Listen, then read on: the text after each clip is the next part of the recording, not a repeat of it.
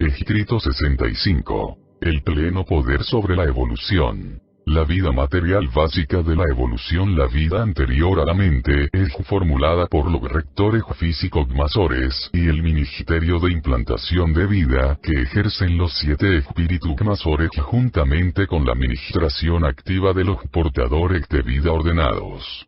Como resultado de la función en paridad de esta creatividad de 3 componentes, se desarrolla la capacidad física del organismo para la mente, mecanismos materiales para la reacción inteligente a los estímulos ambientales externos y, después, a los estímulos internos, las influencias que se originan en la mente misma del organismo. Existen, pues, 3 niveles distintos de producción y evolución de la vida. 1. El dominio físico energético. La producción de la capacidad mental. 2. La administración a la mente por los espíritus ayudantes, con efecto a la capacidad espiritual. 3. El proveer a la mente mortal del espíritu, el que culmina en la concesión de un modelador del pensamiento. A los rectores físicos les corresponden los niveles no enseñables y mecánicos de la respuesta del organismo al medio ambiente. Los espíritus ayudantes de la mente activan y regulan los tipos de mente adaptables o no mecánicos, enseñables. Aquellos mecanismos de respuesta de los organismos que son capaces de aprender de la experiencia. De la misma manera que los espíritus ayudantes manipulan los potenciales de la mente, los portadores de vida ejercen considerable pero discreto control sobre los aspectos ambientales de los procesos evolutivos hasta el mismo momento de la aparición de la voluntad humana, la capacidad de conocer a Dios y el poder de optar por adorarlo. El funcionamiento integrado de los portadores de vida, de los rectores físicos, y de los espíritus ayudantes condiciona el curso de la evolución orgánica en los mundos habitados. Y por tanto, la evolución en Urantia y en otras partes siempre entraña un propósito y no es nunca fortuito. 1. Las funciones de los portadores de vida. Los portadores de vida están dotados de potenciales de metamorfosis de la personalidad, los cuales no poseen sino pocas órdenes de criaturas. Estos hijos del universo local son capaces de funcionar en 3 fases diversas del ser. Suelen desempeñar sus deberes en calidad de hijos de la fase intermedia, siendo esta el estado de su origen. Sin embargo, no es posible que un portador de vida en tal etapa de la existencia funcione en los dominios electroquímicos en cuanto fabricante que convierte las energías físicas y partículas materiales en unidades de existencia viviente. Los portadores de vida pueden funcionar y, en efecto, funcionan en los 3 niveles siguientes. 1. El nivel físico de la electroquímica. 2. La fase de la existencia cuasimorontial, que es su fase usual. 3. El nivel semi-espiritual avanzado. Cuando los portadores de vida se aparejan a embarcarse en la implantación de la vida, después de haber seleccionado los emplazamientos para tal empresa, convocan a la comisión de los arcángeles para la transmutación de los portadores de vida. Este grupo consta de 10 órdenes de diversas personalidades, que incluye a los rectores físicos y sus colaboradores, y lo preside el jefe de los arcángeles, quien actúa en esta capacidad por mandato de Gabriel y con permiso de los ancianos de Días. Cuando se disponen los circuitos de forma debida a estos entes, pueden efectuar en los portadores de vida modificaciones que les permitirán funcionar inmediatamente a los niveles físicos de la electroquímica. Después de formularse los modelos de vida y de cebarse debidamente a término las organizaciones materiales, se activan sin tardanza las fuerzas supramateriales implicadas en la propagación de la vida y entonces ya existe la vida. En este momento, a los portadores de vida se les restituye inmediatamente a su acostumbrada fase intermedia de existencia de la personalidad, en cuyo estado pueden manipular las unidades vivientes y guiar los organismos en evolución, aun cuando se les despoja de toda capacidad de organizar, crear, nuevos modelos de materia viviente. Después de lograr cierto nivel la evolución orgánica y de aparecer el libre albedrío de tipo humano en los organismos superiores que van evolucionando, los portadores de vida han de abandonar el planeta, o bien hacer votos de renunciación. Es decir, han de prometer solemnemente abstenerse de todo intento ulterior de influir en el curso de la evolución orgánica. Cuando tales votos son hechos voluntariamente por aquellos portadores de vida que optan por permanecer en el planeta con carácter de asesores futuros a los que se les encomendará el fomento de las criaturas volitivas que acaban de evolucionar, se convoca una comisión de 12 miembros, presidida por el jefe de las estrellas vespertinas, actuando por autoridad del soberano del sistema y con la venia de Gabriel. Y en el acto, se transmutan estos portadores de vida a la tercera fase de la existencia de la personalidad, el nivel semi-espiritual del ser. Vengo funcionando en Urantia en esta tercera fase de existencia desde los tiempos de Andoni Fonta. Anticipamos con placer la época en que el universo cede a la etapa de luz y vida, para cuando una posible cuarta etapa de ser en la cual seremos totalmente espirituales. Pero nunca se nos ha divulgado mediante qué técnica podemos lograr este estado avanzado y deseable. 2. El panorama de la evolución. La historia del ascenso del hombre a partir de las algas marinas hasta el señorío de la creación terrenal, es en efecto, un romance de la lucha biológica y de la supervivencia de la mente.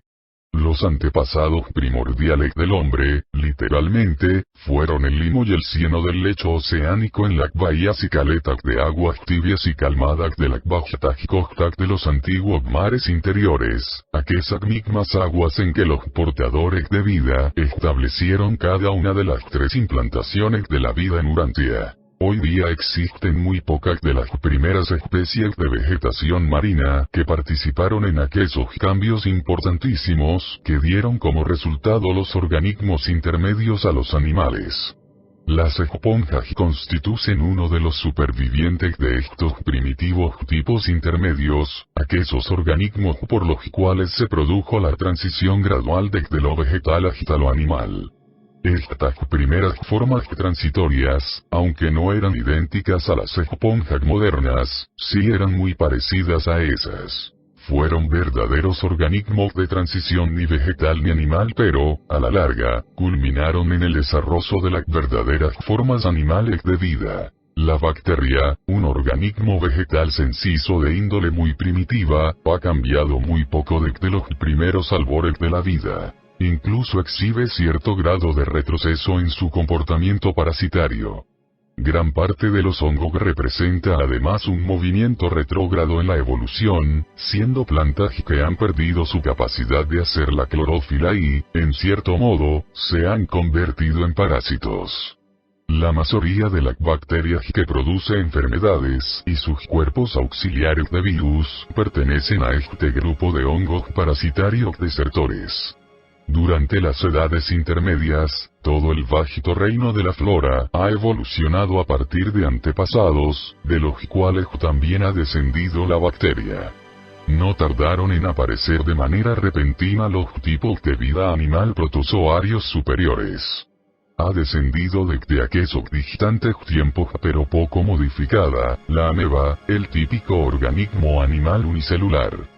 Luce hoy en día de forma muy parecida a como lucía cuando fue el primer y más grande logro de la evolución de la vida. Esta criatura diminuta y sus primos protozoarios son para la creación animal lo que la bacteria es para el reino vegetal. Representan la supervivencia de los primeros pasos de la evolución en la diferenciación de la vida, juntamente con el fracaso del desarrollo subsiguiente. Al poco tiempo los primeros tipos animales unicelulares se juntaron en comunidades, en un principio a manera de volvocídeos, y presentemente al estilo de hidras y medusas. Aún después, evolucionaron la estresa de mar, los crinoideos, los erizos de mar, los pepinos de mar, los ciempiés, los insectos, las arañas, los crustáceos, y otro grupo muy afines de las lombrices y líquenes, seguidos muy de cerca por los moluscos, la ostra, el pulpo, y el caracol. Cientos y cientos de especies intervinieron y perecieron. Únicamente se trae a colación a las que sobrevivieron la prolongada lucha. Tales especímenes no progresistas, juntamente con la familia de los peces, que apareció posteriormente, hoy por hoy representan los tipos estacionarios de animales primitivos e inferiores, ramas del árbol de la vida que no lograron progresar. De este modo se dispuso el escenario para los primeros animales vertebrados, los peces. De la familia de los peces surgieron dos modificaciones singulares, la rana y la salamandra.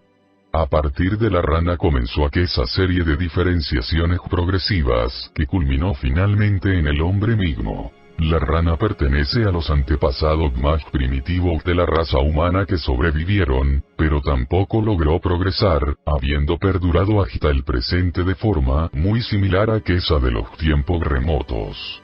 La rana es la única especie atávica de la primera raza de los albores que vive hoy día en la faz de la Tierra.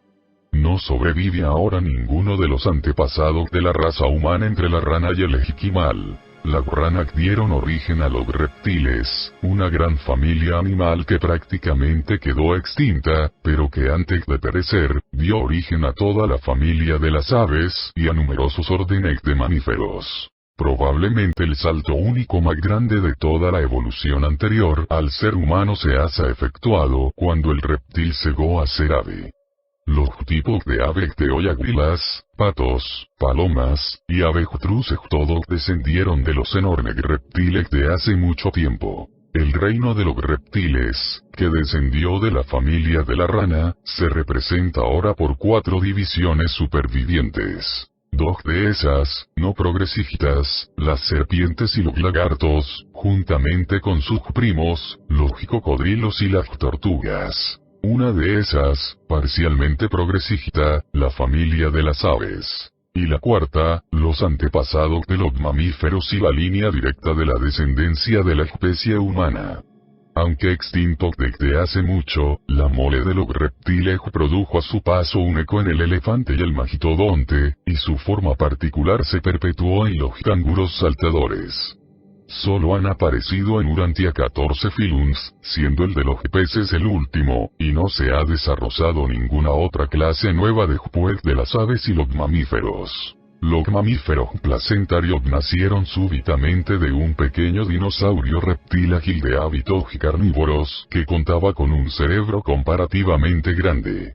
Estos mamíferos se desarrollaron a paso acelerado y de muchas formas diferentes. No solo dieron origen a las variedades comunes modernas, sino que también se convirtieron por evolución en los tipos marinos, tales como la ballena y las focas, y en los aeronavegantes como la familia de los murciélagos. De este modo el hombre evolucionó de los mamíferos superiores, que derivaron primordialmente de la implantación occidental de la vida en los antiguos mares abrigados que corrían del este al oeste. Los grupos oriental y central de organismos vivientes, desde los principios, hacían progresos favorables hacia la consecución de niveles prehumanos de existencia animal.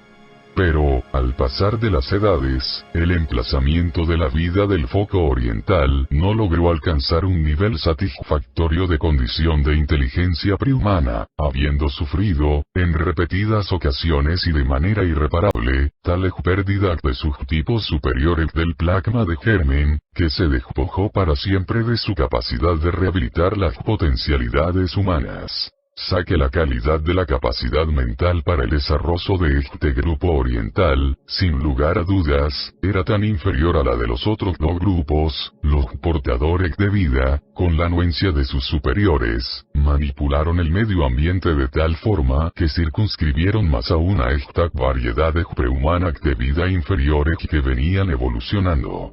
A simple vista, la exclusión de estos grupos inferiores de criaturas fue una casualidad. No obstante, en realidad, fue enteramente adrede. Más adelante en el desarrollo evolutivo de la inteligencia, los lémures antepasados de la especie humana iban mucho más avanzados en Norteamérica que en otras regiones. Y, por tanto, se indujeron a emigrar del ámbito de la implantación occidental de la vida por el puente terrestre de Bering, a lo largo de la costa, al sudoeste de Asia, donde continuaron evolucionando y beneficiándose por el aditamento de ciertas variedades del grupo central de la vida. Así el hombre evolucionó a partir de ciertas variedades occidentales y centrales de la vida, teniendo lugar Egipto, sin embargo, desde las regiones centrales hasta los en cercano oriente. De este modo la vida que se plantó en Urantia evolucionó hasta el periodo glacial, cuando el hombre mismo apareció por primera vez y comenzó en el planeta su andadura pletórica. Esta aparición del hombre primitivo en la Tierra durante el periodo glacial no fue pura casualidad. Fue intencional. Los rigores y la severidad climática de la era glacial se adaptaron en todos los aspectos para fomentar la producción de un tipo vigoroso de ser humano dotado de una capacidad tremenda para la supervivencia. 3. El fomento de la evolución. Casi no será posible explicarle a la mente humana de hoy en día gran parte de los acontecimientos extraños y aparentemente grotescos del progreso evolutivo inicial.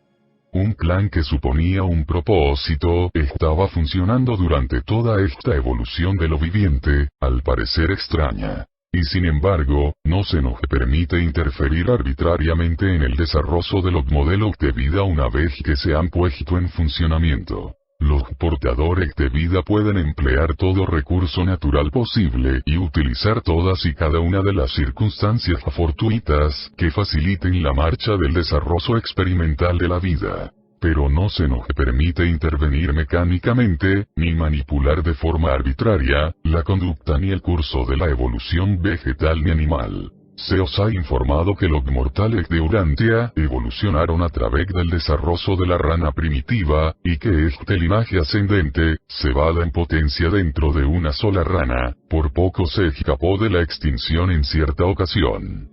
Pero, no ha de desprenderse de ahí que la evolución del género humano se hubiese terminado por una casualidad en esta coyuntura. En ese mismo momento observábamos y fomentábamos no menos de 1000 variedades de vida diferentes que estaban situadas en emplazamientos remotos y que estaban transformándose por mutaciones. Bien pudieran haberse encaminado hacia distintos modelos del desarrollo prehumano.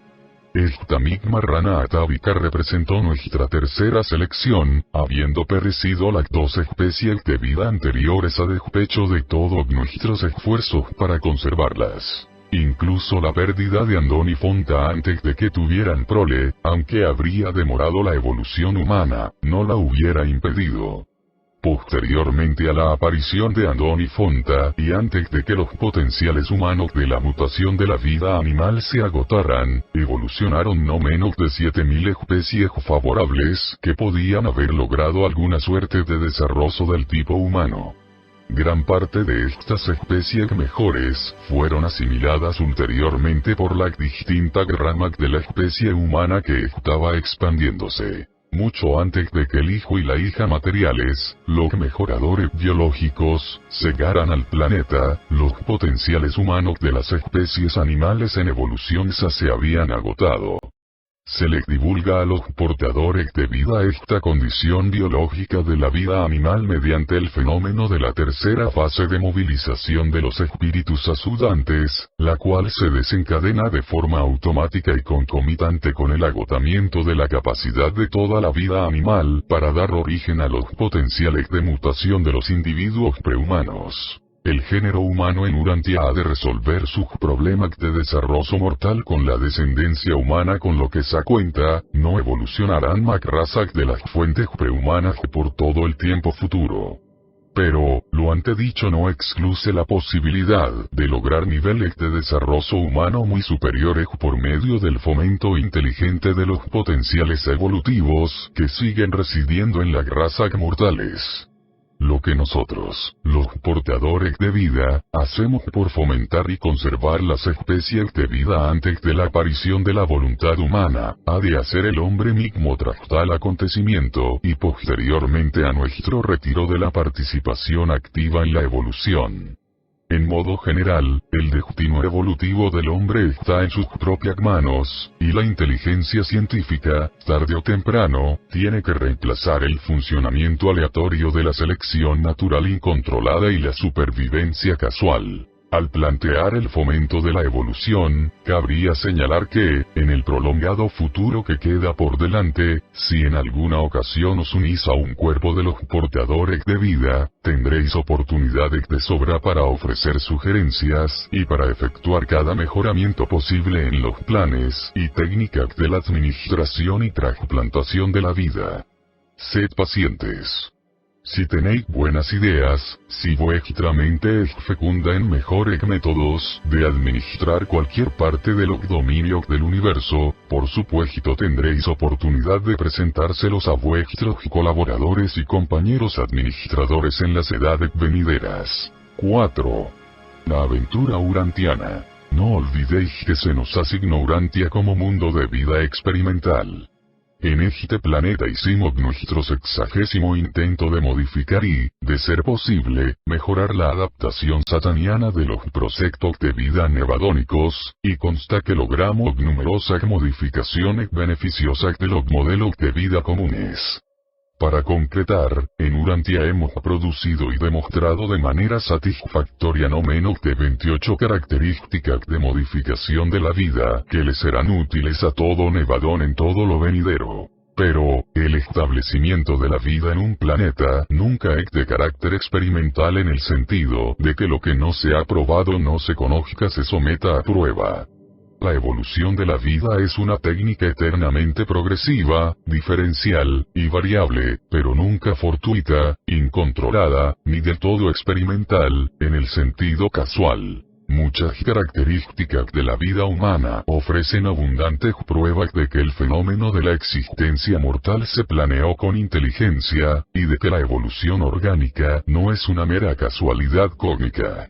Cuando una célula viviente se daña, dispone de la capacidad de elaborar ciertas sustancias químicas que están facultadas para estimular y activar las células normales adyacentes de tal modo que éstas comienzan inmediatamente la secreción de ciertas sustancias que facilitan los procesos curativos en la lesión. A la par, estas células normales no lesionadas comienzan a proliferar, de hecho emprenden la creación de nuevas células para reemplazar toda célula compañera que pudiese haber sido destruida por este daño. Esta acción y reacción química implicada en sanar la vida y reproducir las células es el resultado de haber optado los portadores de vida por una fórmula que engloba más de 100.000 fases y características de reacciones químicas y repercusiones biológicas posibles.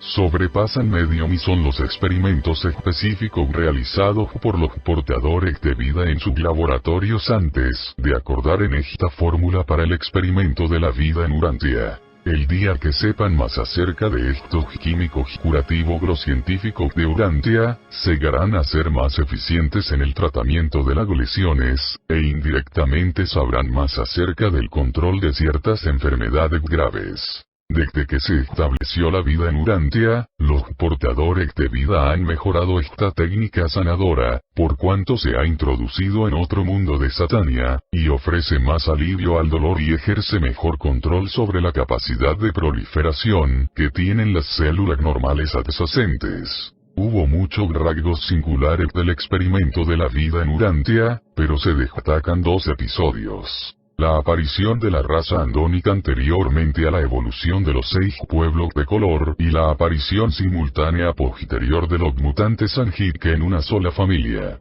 Urantia es el primer mundo de Satania donde las 6 razas de color nacieron de la misma familia humana. Suelen surgir de diversas variedades a partir de mutaciones independientes dentro de la descendencia animal prehumana y suelen aparecer en la Tierra una por una y sucesivamente a través de plazos prolongados, comenzando con el hombre rojo, pasando por todos los colores, hasta el índigo. Otra destacada variación del procedimiento fue la llegada tardía del príncipe planetario. De costumbre, el príncipe aparece en un planeta alrededor del momento del desarrollo de la voluntad.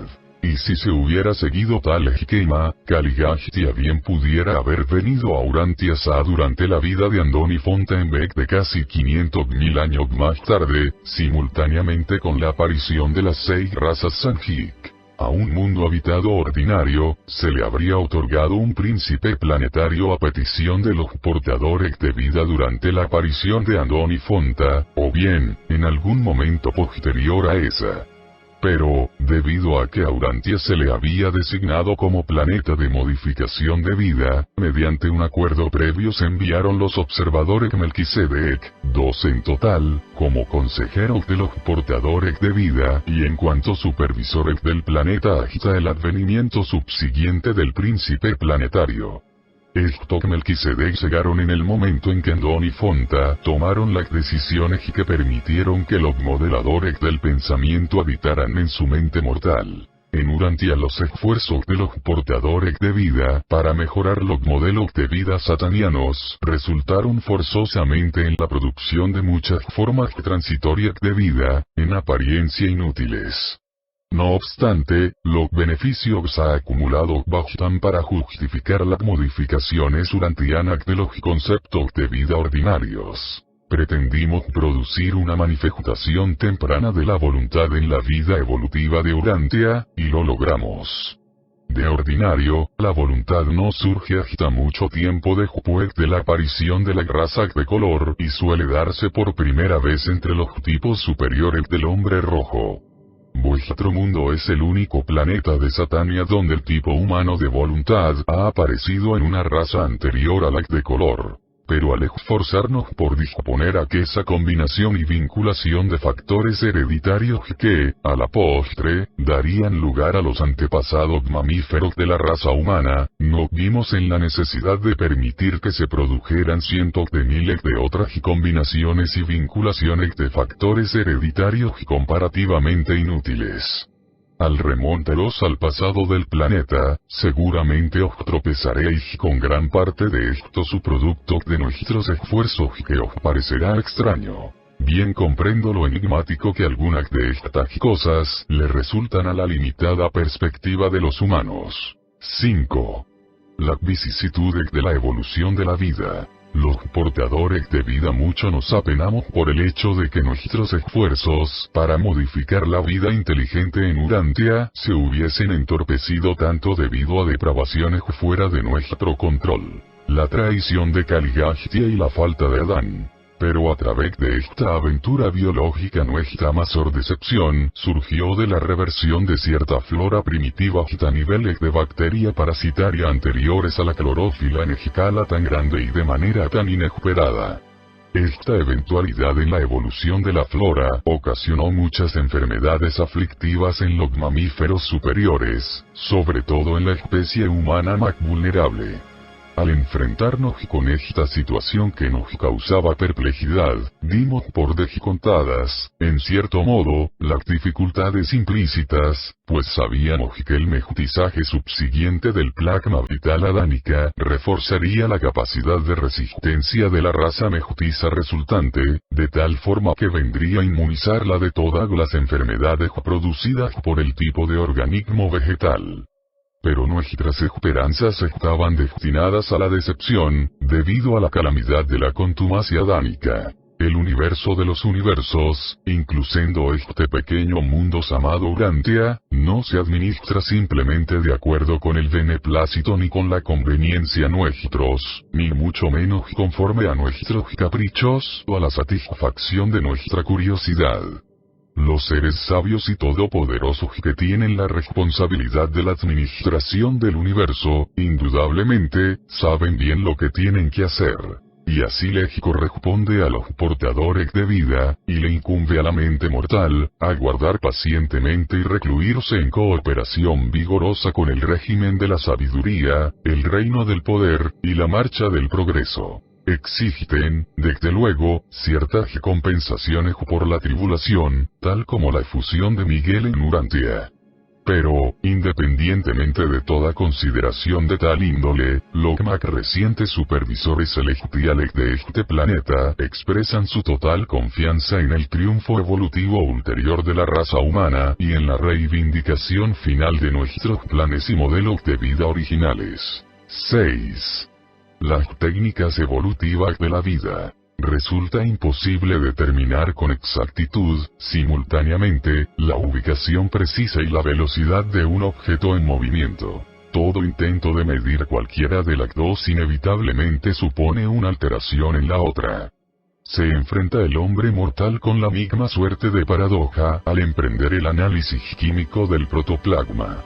El químico puede dilucidar la composición química del protoplasma muerto, y sin embargo, no puede discernir la organización física ni el comportamiento dinámico del protoplasma vivo. Siempre se acercará cada vez más el científico a los secretos de la vida, pero jamás dará con esos, lo cual no se debe sino a que debe matar el protoplasma a fin de analizarlo. El protoplasma muerto pesa lo mismo que el protoplasma vivo y, sin embargo, no es lo mismo. En las cosas y seres vivientes existe la dotación original de la adaptación. En toda célula viviente vegetal o animal, en todo organismo viviente, material o espiritual, existe un anhelo insaciable por la consecución de un grado constantemente creciente de perfección en el ajuste medioambiental, la adaptación del organismo, y una realización cada vez mayor de la vida. Estos interminables esfuerzos de todo lo viviente evidencian que éste entraña un afán innato de perfección. El paso más importante de la evolución vegetal fue el desarrollo de la capacidad de fabricar la clorófila, y el segundo avance en importancia fue la evolución de la espora hasta la semilla compleja. La espora es sumamente eficaz en cuanto a agente reproductor. No obstante, carece de los potenciales de variedad y versatilidad que le son inherentes a la semilla. Un episodio de la evolución de los tipos superiores de animales, que resultó sumamente beneficioso y complejo, consistió en el desarrollo de la capacidad del hierro contenido en los glóbulos rojos circulantes, de desempeñar el papel dual de portador de oxígeno y de eliminador de dióxido de carbono. Y esta labor de los glóbulos rojos ilustra cómo los organismos en evolución pueden adaptar sus funciones a un medio ambiente variante o cambiante. Los animales superiores, el hombre inclusive, oxigenan sus tejidos mediante la acción del hierro contenido en los glóbulos rojos de la sangre, la cual ceba oxígeno a las células vivientes y, de forma tan eficaz, a esta le quita el dióxido de carbono. Otros metales, sin embargo, se pueden adaptar para servir el mismo propósito. La sepia emplea el cobre para esta función, y la acidía se vale del vanadio. Se esclarece la continuación de tales ajustes biológicos por la evolución de los dientes en los mamíferos superiores urantianos. Estos ascendieron a 36 en los antepasados remotos del hombre, y después iniciaron un reajuste de adaptación hacia los 32 en el hombre de los albores y sus parientes cercanos. Hoy por hoy la especie humana tiende hacia los 28. El proceso de la evolución sigue progresando activamente por adaptaciones en este planeta. Pero muchos ajustes de los organismos vivientes, aparentemente misteriosos, son de carácter puramente químico, del todo físico. En cualquier momento, existe en la corriente sanguínea de cualquier ser humano la posibilidad de exceder 15 millones de reacciones químicas con las hormonas producidas por una docena de glándulas endocrinas. Las formas inferiores de la vida vegetal son totalmente sensibles al medio ambiente físico, químico y eléctrico. Pero, a medida que asciende la escala de vida, una por una las administraciones para la mente por los 7 espíritus ayudantes entran en funcionamiento, y la mente se torna cada vez más propensa a los ajustes, la creatividad, la coordinación y el dominio. La capacidad de los animales para adaptarse al aire, al agua y a la tierra no es una dotación sobrenatural, sino un ajuste superfísico. La física y la química solas no pueden explicar cómo el ser humano evolucionó a partir del protoplasma primitivo de los primeros mares. La capacidad de aprender la memoria y la respuesta diferenciada al medio ambiente es la provisión de la mente. Las leyes de la física no responden a la capacitación. Son inmutables e invariables. Las reacciones de la química no son modificadas por la enseñanza. Son uniformes y seguras. Aparte de la presencia del absoluto no modificado, las reacciones eléctricas y químicas son previsibles. Pero la mente puede aprovecharse de la experiencia, puede aprender de los hábitos reactivos del comportamiento en respuesta a la repetición de los estímulos. Los organismos antecedentes a la inteligencia reaccionan a los estímulos del medio, pero aquellos organismos que reaccionan al ministerio de la mente pueden ajustar y manipular el medio ambiente mismo. El cerebro físico con su sistema nervioso correspondiente dispone de una capacidad innata para responder al ministerio de la mente tal como la mente en vías de desarrollo de una personalidad dispone de cierta capacidad innata de receptividad espiritual y, por tanto, entraña los potenciales del progreso y logro espirituales. Las evoluciones intelectual, social, moral y espiritual dependen del ministerio mental de los 7 espíritus ayudantes y sus colaboradores superfísicos. 7.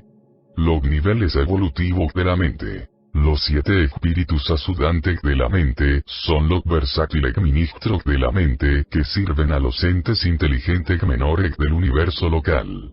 Se atiende a este orden de mente desde la sede central del universo local, o desde algún mundo comunicado con esa, pero desde las capitales de los sistemas proviene orientación, que influye en la función de la mente menor. En un mundo evolutivo muchísimo depende de la labor de estos 7 ayudantes. Pero son ministros de la mente. No se ocupan de la evolución física, siendo esta el dominio de los portadores de vida. No obstante, la integración perfecta de estas dotaciones del espíritu con el procedimiento natural y ordenado del régimen inherente en desarrollo de los portadores de vida es la causa de la incapacidad del mortal para discernir en el fenómeno de la mente nada más que las obras de la naturaleza y el funcionamiento de los procesos naturales. Si bien, ocasionalmente, os quedáis un tanto perplejos al explicaros todo cuanto está relacionado con las reacciones naturales de la mente respecto a su vinculación con la materia.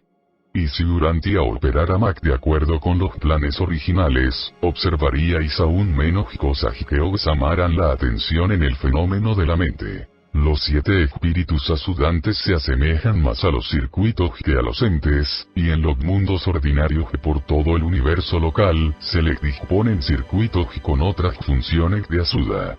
En los planetas de experimentación de vida, empero, quedan relativamente aislados.